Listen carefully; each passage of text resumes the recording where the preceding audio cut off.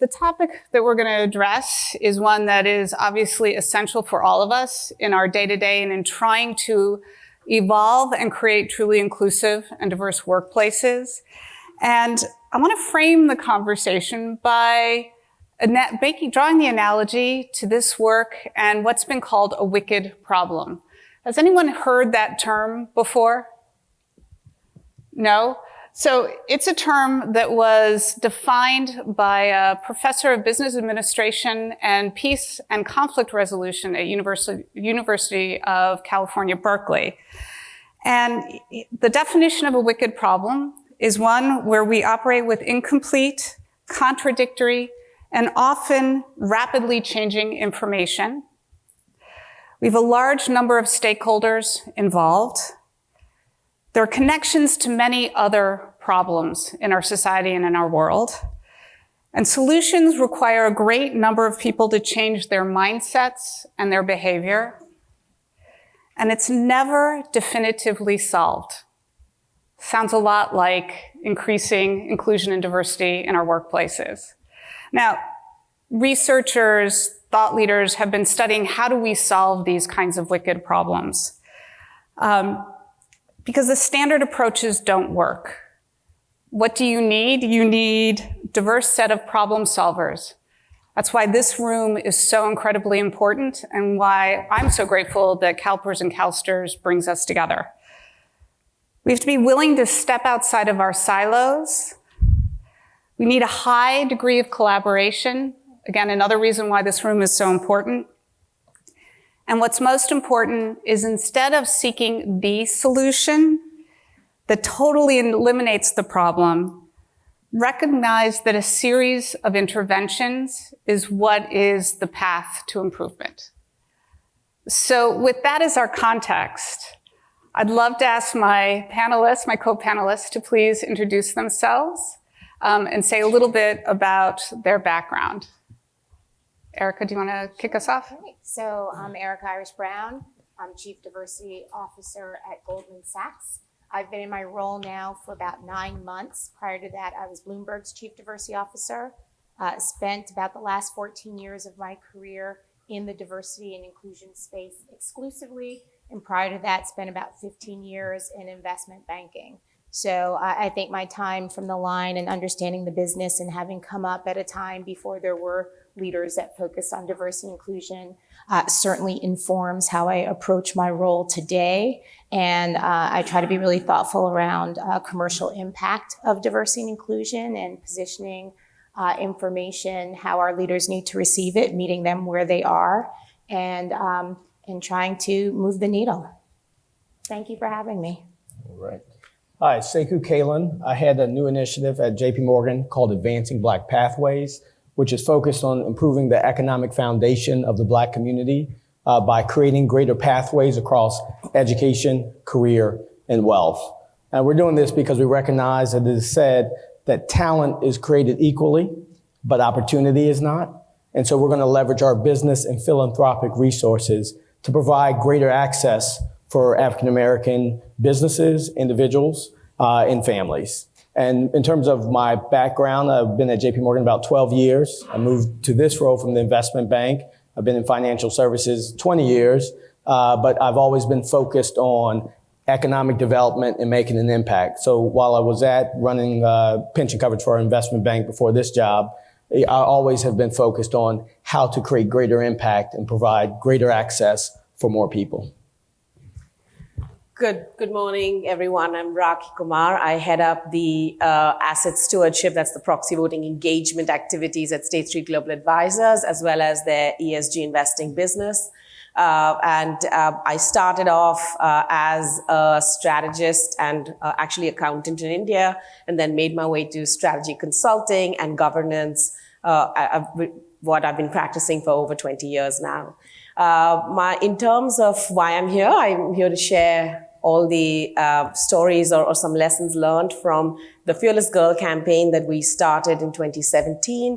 This was a simple call to action of companies that did not have a woman on their board to add a woman, and we'd be happy to listen to why they didn't have one, but if they couldn't convince us and give a valid reason, then we would take voting action if necessary. And that's been a successful campaign with over 30% of companies that we've targeted actually adding a woman to their board in just 2 years. Great. And I'm Cora He Lander. I am the Chief Inclusion and Diversity Officer for the Carlyle Group. Prior to Carlyle, I founded the Science of Diversity and Inclusion Initiative with some behavioral economists out of the University of Chicago. The goal there was to bring what behavioral scientists know about solving this problem and those of us on the front lines trying to solve the problem together to come up with new solutions that are evidence-based. And prior to that, I ran inclusion and diversity at BlackRock. I'm thrilled to start off with Rakhi because you have a unique role. You're using your influence as an investor to try to change company practices. Can you tell us what you look for and what you've learned along that journey? Yeah, so really I think there are 3 takeaways for every asset manager in the room who's either not doing something about it or thinking of doing something about this issue and using your own voice and vote to make change. First is small actions can have big impact. And what I do say here, or point 2 here, is the fact that we only asked for 1 female to be put on boards. We targeted companies that did not have a woman on their board. And and I'll go a bit more into it and explain all the takeaways in detail. The second takeaway is be prepared to be criticized. So we were criticized for only having that simple call to action. And then the third bit is be prepared to listen, learn, and evolve in your thinking, because you will start unpacking how complex this issue is, and you will start having to solve problems. So let's go a little bit more into small actions have a big impact. And here, again, the small action was a simple 1 woman on the board. And yes, we do talk about the number of companies that have responded to this call to action, but what we don't do a good job talking about is the impact that has had, which goes beyond these companies. First impact, the number of companies who called us and said, we know you only want 1 woman, we have 1 woman, but we also know that 1 is not enough. So that, it's almost like they need a spare in case something happens to that 1 person. So it's good because they go beyond 1 and then they start. But more importantly is even when you're thinking about how do I get 1 or 2, it really goes into changing the way you're thinking and where you're going to get your directors from. It goes into what do I need for, what's the profile of the director? How should I source this person? Where do I find the right candidate? And I think in the morning, the bit of looking for the best person versus looking for what you need and what the right person is very important. The other, I think, change that we had was, I'm just going to look at my notes, was the biggest change to me was from year 1 to year 2. Year 1 was, why do I need a woman on my board, right? And that's when I was sick of trying to give evidence. At one point I stopped saying, I'm like, how come you don't ask me to prove that all male boards create value, but I need to really justify having 1 woman on the board. I think year 2, the conversation had shifted to, why don't I have a woman on the board? They became more defensive, right? And that change of why to why not starts the cultural change needed to move this dialogue from just a board level dialogue to a pipeline issue to an inclusion issue, which is needed from a cultural change perspective. The second point is be prepared to get criticized. Yes, we were criticized for this 1 call to action with simple issues. Second thing we were criticized about, we're a publicly listed company, right? And our gender diversity profile was not stellar. But I think it's the best thing that happened to State Street, because guess what? It really focused management on this issue. And I think I give credit to my senior management where they allowed me to carry out my fiduciary responsibility to my beneficiaries. right? And they didn't stop this call to action, which they knew was right, just because the company was not there. They took one on the chin and they said, we will improve. And I think that is something, if y'all are going to address this from an asset manager perspective, don't wait till you're there, and because you will get criticized, and it's okay. It's okay to say we're not there, and that this will help galvanize resources internally needed to make change. And the third bit I would talk about is be prepared to listen and learn. And the two examples I like to give is that when I was out there talking about gender diversity, I started saying there are three aspects of gender diversity we need to address. And I think the morning's panel, Celia and Laurie, really did a good job of addressing some of these issues that I'm going to address. So first one is, how do you tackle gender diversity inclusion issues at the organizational level? Board members, let's start getting change, diversity, and people who will be at the senior management level, who will be diversity champions, etc. That we can address. Then they go into the micro issues, a team level diversity. I met many women who said, my firm talks about all these benefits it gives. I don't feel it. My manager does not support flexible work hours. I cannot work from home, right? And so that is a whole other level of diversity that we heard this morning no one's holding managers accountable for. If you have to make that change, you have to allow for the culture to change.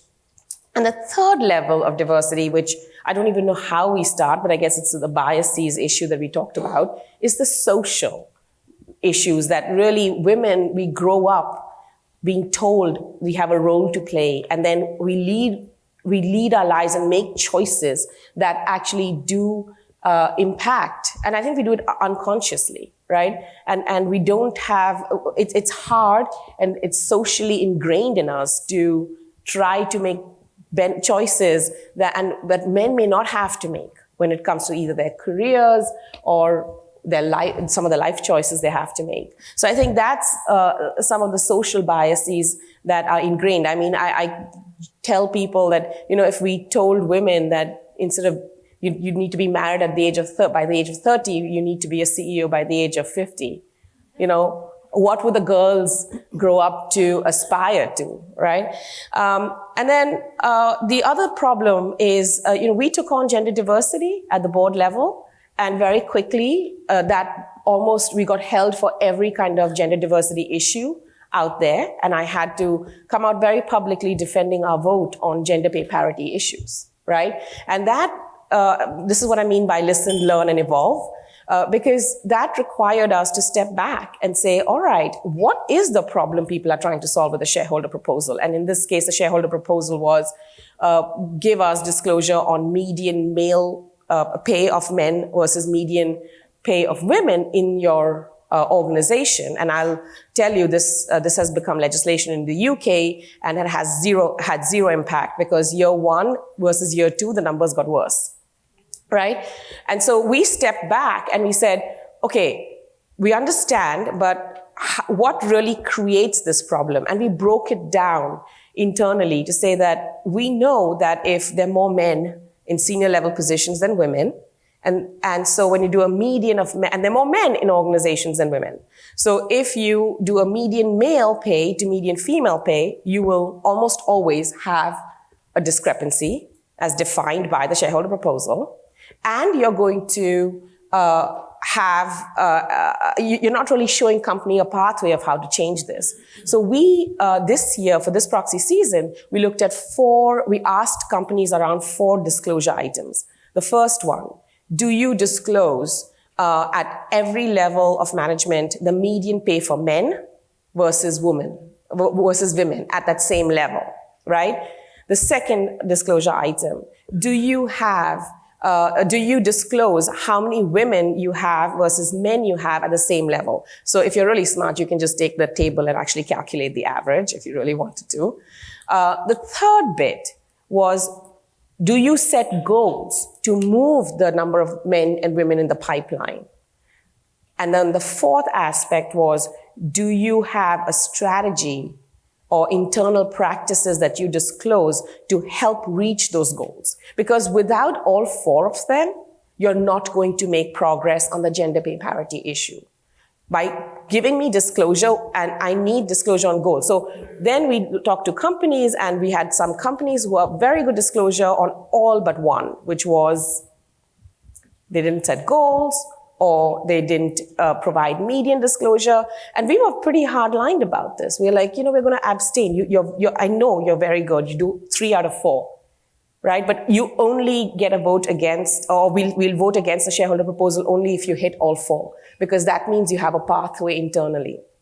So I want to stop there, but what I was trying to communicate is it's complex, it'll push you to think, but it's a good thing and it's okay to continuously evolve. Yeah, I think that we all know that you've got to try a lot of different things in order to understand what is going to work. And you touched on something important, which is the power of small actions to drive change. Erika and Sekou, can you speak to your experience where small changes have had a big impact? Well, I'll jump in. I think any major momentum or movement starts with obviously that small change. And for the creation of Advancing Black Pathways, it was just Jamie coming from a senior leadership retreat, recognizing that making the economy work for more people is not only a moral obligation, it's also a business imperative. Now, I emphasize the moral, and the business is important too, but together it's powerful. And then so making a decision that, we will actually, as a firm, recognizing we have a responsibility to the communities we serve, actually create a program with leadership to really address some of the longstanding issues and challenges society has faced. It really was based on data, though, because if you looked at any, and I'm full of statistics, but across any measure, whether it's home ownership, whether it's education, student loan debt, wealth. I'll give you one example that we talked about at launch. For African Americans, a single African American male or female has $200 to $300 of net worth, compared to $17,000 to $28,000 for a single white male or female. And so we talked about all these compounding effects with home ownership. And so realizing that we had this platform, we decided, let's try to see what we could do about it. So the small change was just making the decision that this is a problem that we're going to, be, critically focused, and putting it in the business and having the same cadence of business reviews and the same measurement. So it's not just a feel-good discussion, that it's really tracked.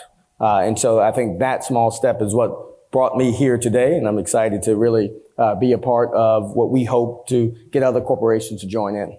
Yeah, absolutely. Erika? Yeah, I think there are a few small things I would highlight. I think one of those things is language, creating a common language and making sure everybody is speaking to things in the same manner. And one of the things I think is important in diversity inclusion is to have inclusive language, and to make sure that when you're speaking about diversity, it's across dimensions and not just focused on any one dimension, which can make other groups feel like, what about me? And I'm excluded. This is the group that's the priority. What about me? So I think language and communication is really, really important. I think engagement is really important. Small things. So even, are you signed up for an employee resource group? And especially as leaders, which all of you in this room are leaders, your actions speak volume. If you sign up, if you go to an event, if you make comments around, what might be inappropriate or somebody might not be thinking inclusively, then that role model behavior will be replicated by the members of your team. And even within the work of the employee resource groups, one of the things that we did was go to the employee resources groups and say, we'd like employee referrals of diverse talent through your networks. Who better than you to identify top talent for our firm? And again, it was something that obviously people knew. Everybody has employee referrals available, but it's not something that was called out as, we would like for you to do this and focus on this. And by just really asking the question, there were people that really answered that. And when we gave them even tools to leverage in order of what roles are available and create more transparency there, we were able to yield immediate results from just putting out the ask. So I think, even just putting out the ask of what's important, what you can do, giving people a roadmap to how to engage in D&I at your organizations can make a huge difference. The last thing I'll highlight that, probably gets to the bigger things because it is a matter of policy and has to be tracked, but just the concept of having diverse slates be a requirement for open roles. That was something that actually until recently was not an absolute policy. Of course, our recruiters were focused on creating diverse candidate slates, but by putting a stake in the ground and saying for all roles, 2 or more diverse candidates should be considered has made a difference as well in terms of not only what the recruiters are producing, but what managers know are expected of them, which can often be 2 different things. So by putting it out there and again, communicating and being transparent, and even who that comes from can make a big difference. Well, one thing I just want to add on the inclusive language, even as it relates to advancing Black pathways, it's really not about either or. And so you have to let people know that this isn't about dividing pie smaller. It's about making pie larger for everyone. And in fact, what we do in this community can be the playbook for impacting all communities. So showing that any of these initiatives aren't just solely focused to the benefit of one group and taken away there from another group. Instead, it's about making all groups have even greater opportunity. Yeah, I think that have to acknowledge intersectionality as well, right? So many of us in this room don't just identify one way and don't just want to be put into one box. So that's the other thing that I think as the space evolves, people realize that individuals are multidimensional and associate themselves with many dimensions of diversity and inclusion so that they can, be Black and a woman and a member of the LGBT plus community or other things. So it's not an either or, to Sekou's point. I think those are incredibly important points. And what I would add to that is one of the things that we did at the Carlyle Group in the spirit of giving people some of the tools and the language and the moments that matter ahead of the promotion review committee meetings. We gave those committees some simple information, brief information about how bias can show up in those conversations, some words or phrases that might alert them to bias could be entering the conversation, and some ways to bring that up in the conversation so that people could look at it squarely, bring more objective information and data to the conversation. And the result were conversations that were much more effective. People felt more confident in their decisions. We were thrilled, and it was not just the result of that intervention, but 60% of those that were promoted to partner last year were women at Carlyle Group. So there is power in some of those small steps to really give people more objectivity and more ability to thrive in the organization. So we've talked a bit about some smaller steps. I'd love to hear, clearly, Sekou, yours is a big initiative. Want to hear a little bit more about that, but also from Erika, you as well. Okay, and I'll tell you why we decided to focus on education, career, and wealth. So without education, obviously you can't have a career that will enable you to earn money or have wealth. Even with education, if you don't have a career that has opportunities for you to maximize your talent, you still can't have wealth. And then finally, with education and career maximized, if you don't have financial health, then it doesn't matter what you earn, it matters what you keep, so you still won't have wealth. And so why we looked at these 3 categories, what we said is let's take big, bold steps. And let's understand the interconnectedness of the 3. And so with education, for instance, we're committing to hire 4,000 Black students over the next 5 years, right? And that gives people the art of the possible, right? So in order to do that, though, we have to understand, what is it that we're doing across all of our partners right now? Where can we rethink partnerships? How can we maximize? And so figuring out what we could do there, and then back to how this has, added benefits for everyone. We focused on financial health because we wanted 45% of Black students come from poverty zip codes. We wanted people to have financial health. But now, as a result of what we created, all JPMorgan Chase interns will have the same financial health model this summer. Right. And so that's what we see in terms of the added benefit around wealth creation. We're focusing on investing in Black entrepreneurs.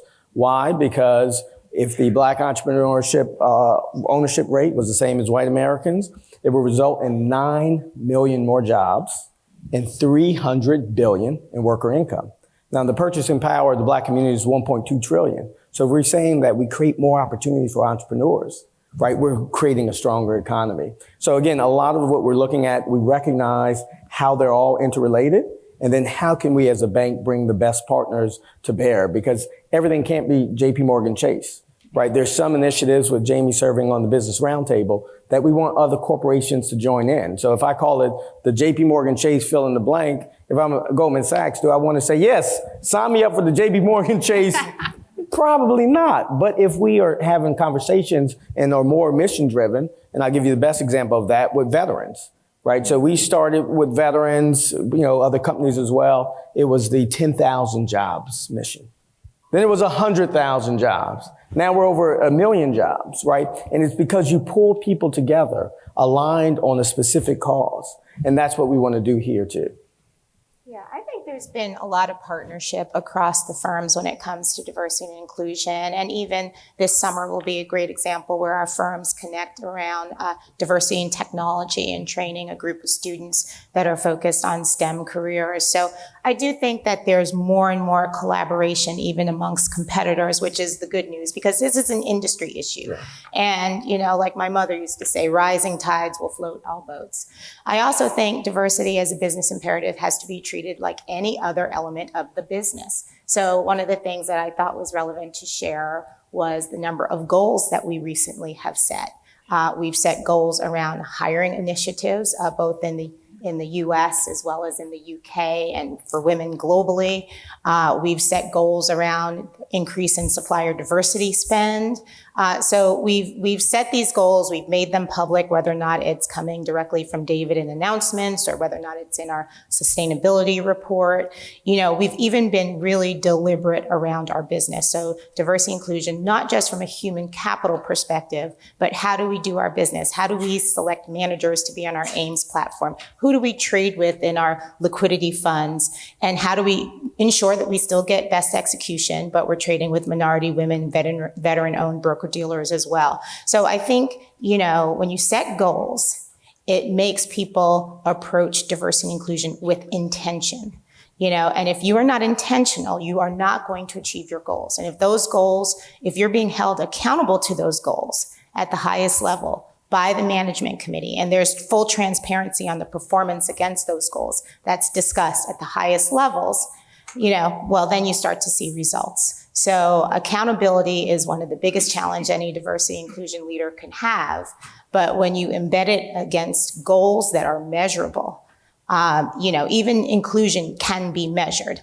Some things are more difficult than others, but when you put it in that context and you track it and you create transparency and visibility across the firm around these objectives, and not just human capital objectives, then you really have a holistic approach to diversity and inclusion at your firm. I think there's two things in what you just said that stand out to me. One is this notion of thinking carefully of your sphere of influence. What can you impact? And the other is this the intentionality that comes with setting some aspirational targets. As Carlyle, we have ownership stake in over 300 companies around the world. And one of the things that we do is think very carefully about how can we use that sphere of influence to drive change on this issue.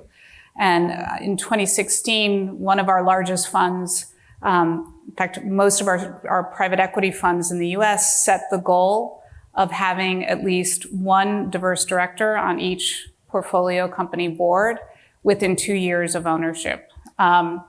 We started out with 65% of our boards meeting that goal, and we just hit 100%. So with that kind of intention, it helps to guide behavior. All of a sudden, we had people paying closer attention to their networks. We built relationships with Latino corporate directors and ELC and others to help drive that.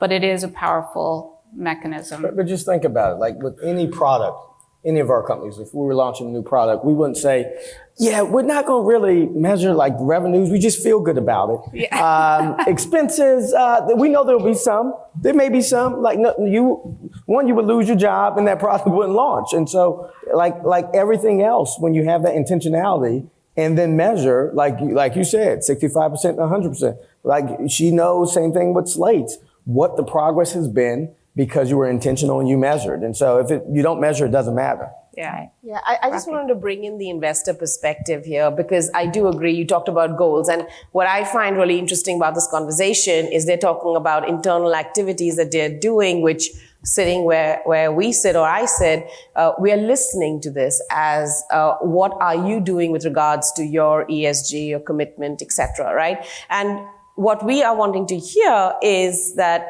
it makes good business sense, but it's also the right way of doing business, which is you talked about your scope, you talked about intentionality. And, with JPMorgan, right? You've tied what you're doing, the activities you're doing is going to eventually help JPMorgan with their returns. There's nothing wrong with that, right? And I think that's something we need to also understand from an investor perspective. We should stop debating this as a value versus values issue, right? It is value creation. And yes, the whole point of sustainable value creation is that it's been done in a way which is sustainable. And if you can call that ESG, you can call that feel good, but it's in the end will help shareholder returns in the long term. And there is no conflict here because you're doing it in a different way. Yeah, I would add to that point because I do think it's important. And actually, a lot of times I get dinged as a chief diversity officer because I don't go into it's the right thing to do or some of the heart and hands thing. I just talk about the business imperative and the commercial impact that can be made through diversity inclusion. But, it's not like the requirements change. Everybody's so concerned, whether or not it's human capital. We don't want to lower the bar. Nobody's trying to lower the bar. As a matter of fact, very often people end up raising the bar. I've had individuals tell me that a candidate was not top decile. And I said, well, look to your left and right. 90% of the people here aren't, right? So, you have to be really careful that you don't raise the bar. Another great example is that we have our fund launch with GS that started out specifically investing in women-owned businesses and funds and how it has been expanded to people of color as well. Our investment criteria does not change. The people making investment decisions aren't going to make a different investment decision because it's a woman-owned business. They're going to seek the value. They're going to evaluate it accordingly. The deals are going to be sourced differently. There are nuances, but they're not going to say, we're going to lower the investment returns bar because this is a woman-owned business. And I think that's, something that people get in their heads, that somehow there's this lowering of the bar, when in fact, very often, it's far more difficult. And even in the investment space, where very often, women-owned businesses don't get the same benefit of the doubt, the great guy effect, they're going to make this work effect in the same way that very often other leaders, have that benefit of the doubt. So, I think it's important to articulate it, that there really is business impact, investment outcomes that can be achieved through diversity and inclusion. Just to jump on there, we launched our Entrepreneur of Color Fund to focus on, Latino and Black entrepreneurs. As part of it, we launched in Detroit. We had spent $150 million investing in Detroit to contribute to its revitalization. And by launching this fund, we provided capital to people who would not get access normally, right? So we, again, mission-driven lender, we find a CDFI, they would provide it. Out of all those loans, I think well over 1,300, two defaulted. 2 loans out of 1,300, and then we were able to track how many jobs were created. So again, it wasn't about lowering the bar. And what's significant about this is none of these 1,300 would have been able to walk into a bank with their credit and get a loan. Yeah. So you're saying that even your standard way of looking at talent sometimes, or looking at opportunity, can preclude people from having that. But in fact, that when you actually provided it, when we said, okay, we believe in the ability for Detroit to rebound and invest, you've created, and we've done that now in the Bronx, and we just launched one in Washington, D.C. as well. So you don't have to lower bars, but when you provide opportunity, great things happen. I think that's powerful, and I often think it's powerful to reframe it as it's not lowering the bar, it's raising the bar on how we make these decisions, giving people that context to look at it through. One of the important elements of creating an inclusive and diverse workplace is how people feel in their day-to-day, on their teams, in their day-to-day interactions. What have you seen work to help make that part of inclusion and diversity come to life in your organization? Yeah, I'll start. I think, the concept of inclusive leadership is a very important one. What is an inclusive leader? And how do we give our managers the tools to be inclusive leaders? So, I do think addressing unconscious bias in the workplace is an important thing to do as well. So the training that accompanies these manager competencies around inclusive leadership, that we are in fact evaluating managers. When we think about manager effectiveness, it includes inclusive leadership as well. And I think people, again, this also gets to the small things. Do you ask everyone on your team for opinions or only certain people? When you walk down the hallway, who do you speak to? Who do you go to coffee with or lunch with? Or, who do you ride the train home with and what's the offset? So, there are lots of examples of what might even be called micro inequities, microaggressions, or how they manifest themselves.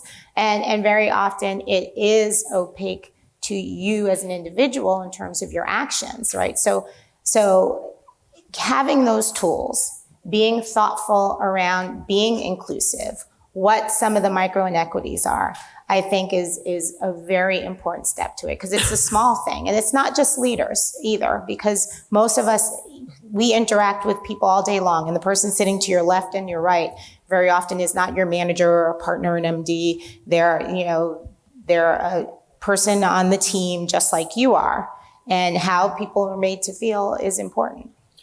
Fascinating thing about, again, inclusive thinking. 3 years ago, we launched Advancing Black Leaders, which really focused on the internal, growing the number of Black talent internally. And from that creation, why it was created is we looked at the data, and the data suggested that we were incredibly inclusive, incredibly diverse, more than half of the company. But when you disaggregated the data, it told a different story, right? And so by disaggregating the data and saying, okay, wait a minute, we see that there's one group that is disproportionately impacted here. We were doing as well as anyone else in terms of firms, but there was more that could be done.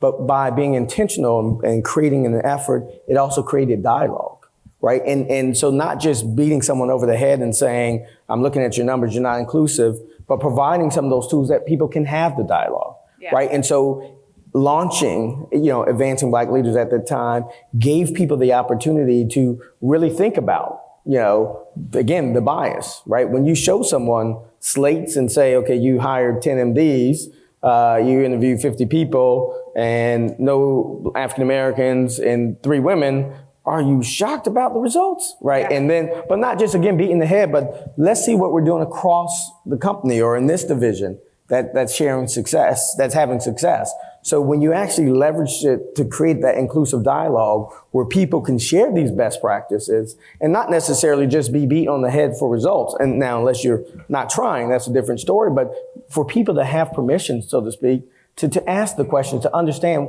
what is it that I can do? Because sometimes a lot of people have great intention, they just don't know what to do. And so inclusive dialogue is also helping people address the bias and providing those tools so that it doesn't seem as a task or just something to do, that it's you have buy-in that this is good for the company and you see your growth in it as well. Yeah, I think that comes back around to one of the points that was made in the panel this morning, that you need to have the compelling why you're doing this and what's the benefit and how does it align with my identity as a leader or as a manager. One of the things that has been helpful at Carlyle is giving managers the insight that diverse teams are more accurate, but they feel less effective and you feel less confident in your decisions. But you feel that lack of confidence because you've put more rigor into your decision making. And it flipped that from being, this is diversity, diverse teams are hard to manage, they're uncomfortable, to yes, they're harder to manage perhaps, and yes, they might be less comfortable, but it's all in service to much better outcomes and what I'm trying to achieve as a leader of my team. So it helped people to sort of flip and be pulled towards it rather than a check the box kind of exercise. Yeah, I just want to really, for me, talk about the internal work that managers and many of you can do from inclusion. I firmly believe that, yeah, as a manager, I can include individuals. And the best example I have is when I was at Moody's, when it came to developing rating, they went around the room and started with the newest and youngest member to give what do you think the rating should be after the discussion, right? So that's an inclusion element. But I've also told my team, it's your responsibility too, to be heard, right? And I think one of the things that you have to create an environment to allow people to talk, but you also need to tell employees that you are part of this too. I'm not going, if you want to be heard, you need to speak up, because if you don't have that, both of that and that ownership responsibility, you can try as much, and it goes back to the team, social and organizational change that is needed. Yeah, there's always accountability on both sides. Yes. People have to feel like they can speak up without repercussion, right? And when you feel like it's not a safe environment to speak up or contradict the leader of the team without potentially having a backlash, that's what I think prevents, very often in the D&I space, everybody wants to fix the women, fix the, fill in the blank dimension of diversity and give them the tools that they need. I think it's a two-way street, right? Yeah. Certainly there are tools that are necessary for our individual contributors and diverse leaders at the firm, but also how are we holding managers accountable? Mm-hmm. And it's not just about treating everybody the same. It's about bringing out the best in your team, right? Everybody doesn't learn the same. They're not motivated by the same things. So leaders need to know their talent. And if they know their talent and are actually good managers, then that difficulty that comes with managing diverse teams, you're able to manage across that difference and be a more effective manager to get the outcomes that are those higher performing outcomes of well-managed diverse teams, right? Because poorly managed diverse teams do not outperform homogenous teams, right? They have to be well-managed in order to create that. And, the last thing I'll say also is that, we talk about innovation. Everybody wants to be innovative. You need that disruption to be innovative, but most people are averse to disruptive environments. But that is in fact what diversity can create, especially with that discourse and the different thoughts and opinions and approaches and perspectives that are brought into the dialogue to make that tougher decision. So, we need to be open to that discourse and diversity as much as we're open to being innovative, right? And cutting edge. Because they're one and the same very often. Yeah, I love that it is one and the same. So we've talked a lot about what's worked. I want to shift, and I want us we've got to be able to make mistakes in order to make progress on this issue. So I want you to speak to something that you launched that you thought was going to work, but didn't work as well as you'd hoped, and what did you take away from it? Well, we're still new, so the mistakes will come. They're not there yet, but again, just feedback I view just as a gift. And as a firm, we've looked at not just when you have a setback, but how we respond. So we've built that into the model, so to speak, and we will look for those opportunities to adapt and adjust. I know they will come, but again, we just launched in February, so fortunately they have not come too soon. So what Sekou's saying is that he doesn't make mistakes. You said it, I didn't, but I agree with it. I agree. I'm not going to disagree with you on that. I think what Sekou said about that feedback loop is really important. So I know there are a few examples I can think of where we thought we had the solve. Oh, here's what we'll do. We've pinpointed, the pain point. We say, okay, how do we address this? We need to address this for our people. We come up with an idea. You draw up this proposal. And thankfully, we've always leveraged data, or my teams have always leveraged data and getting feedback before you say, okay, let's move forward. So one of my favorite examples that I use is at a past firm when we had an issue with Tokyo and childcare. And actually, Goldman has been very successful with our child care center in Tokyo. And it's been a model for many firms for a long time. So it's like, okay, we need to create a child care center in Tokyo. So we talked to actually shared best practices with Goldman at the time and talked to other people and figured out where the space could be and did all this work. And then we went out to get feedback. And the feedback from our team in the Tokyo office was, I take the train for 2 hours every day. I'm not dragging my kid to and from work 4 hours to use this childcare center. Sorry, try again. So thankfully we had not, that train had not left the station, no pun intended. But had we not asked, had we not gotten the data, we had enough data to know what the pain point was, but we didn't have the proper context in order to, really come up with the right solution. So that feedback loop is super important, because even when you think you're doing something good or addressing the needs of another individual at the firm, you may not exactly be hitting the mark. I will say how, we have averted some potential mistakes, and it has been inclusivity and diversity. And I'll tell you, my team is diverse. I didn't want to launch Advancing Black Pathways and just have only Black people working on Black, Black initiative. And so our team is multi-ethnic, white, Asian, Black, LGBTQ, beliefs, faiths, etc. And in some of the discussions, I realized that people were able to add something that I didn't think of. And if I had a team full of people just like me around the table, we would have pushed forward with one thing in particular, not understanding some other implications. And so that I was able to see, from my own vantage point, how I benefited from having a diverse voice versus me being typically that diverse voice in the room. Yes. And so that was like a aha moment for me. It's like, this is what I've been doing all these years, like saying, hey guys, I would think about this. And whereas now I had, someone just raising a question or making a specific comment that had me, reflect and take a step back. And so that was my firsthand in Advancing Black Pathways opportunity to leverage a diverse team to make sure that we moved in the best direction. Yes. And Rakhi, is there anything that you wanted to add? You talked in your opening comments about being willing to make mistakes. Right. And I think the point is, don't look at it as a criticism, look at it as constructive or feedback, and openly acknowledge that, I have changed my thinking. Politicians do it, we can do it too. So.